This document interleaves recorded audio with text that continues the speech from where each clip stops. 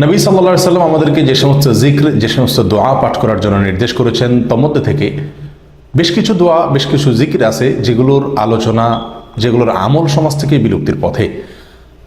ঠিক সেরকম একটি জিকির হলো ইয়া যাল জালালি ওয়াল ইকরাম। সুনানে তিরমিজিতে বর্ণিত এক হাদিসে নবী সাল্লাল্লাহু আলাইহি সাল্লাম ইরশাদ করেছেন, আলিজু বিয়া যাল জালালি ওয়াল ইকরাম, অর্থাৎ তোমরা ইয়া যাল জালালি ওয়াল ইকরাম এই জিকিরটি, এই দোয়াটি বেশি থেকে বেশি নিয়মিত করো এবং এটাকে ধরে রাখো, আঁকড়ে ধরো। অথচ আঁকড়ে ধরা বা ধরে রাখা তো দূরের কথা, এটাকে অল্প সময় বা মাঝে মধ্যে করার আমলটাও সমাজ থেকে প্রায় বিদায়ের পথে। আল্লাহ সুবহানাহু ওয়া তাআলার গুণবাচক নামের অন্যতম একটি নাম হলো ইয়া যাল জালালি ওয়াল ইকরাম, যার অর্থ হলো হে জালাল, অর্থাৎ সৌন্দর্য, পূর্ণতা এর মালিক, বড়ত্বের অধিকারী, ওয়াল ইকরাম অর্থাৎ হে দাতা, হে মহান দানশীল, হে মুক্ত হস্তে এবং উদার হস্তে দানকারী। এই নামে আল্লাহ সুবহানাহু ওয়া তাআলাকে ডাকা বা আহ্বান করার মাঝে একাধারে আল্লাহ সুবহানাহু ওয়া তাআলার প্রশংসাও করা হয়, আবার তার কাছে চাওয়া হয়, প্রার্থনাও করা হয়।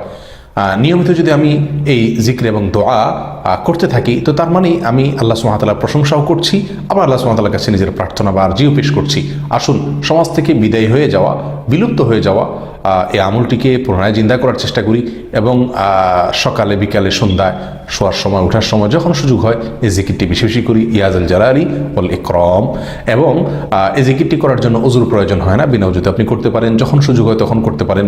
বেশি থেকে বেশি ইয়া যাল জালালি ওয়াল ইকরাম অর্থের দিকে লক্ষ্য করে আমরা বলবো, হে বড়ত্ব, পূর্ণতা, সৌন্দর্য সমস্ত কিছুর অধিকারী এবং হে দানশীল এবং মহান দাতা।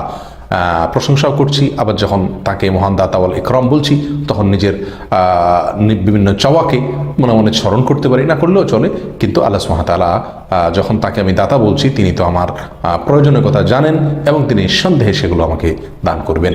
অতএব আসুন এই বিলুপ্ত হয়ে যাওয়া আমলটিকে পুনরায় জিন্দা করার চেষ্টা করি, বেশি বেশি জিকির করি ইয়া যাল জালালি ওয়াল ইকরাম। আল্লাহ তাআলা আমাদের সকলকে তৌফিক দান করুন। আসসালামু আলাইকুম ওয়া রাহমাতুল্লাহি ওয়া বারাকাতুহু।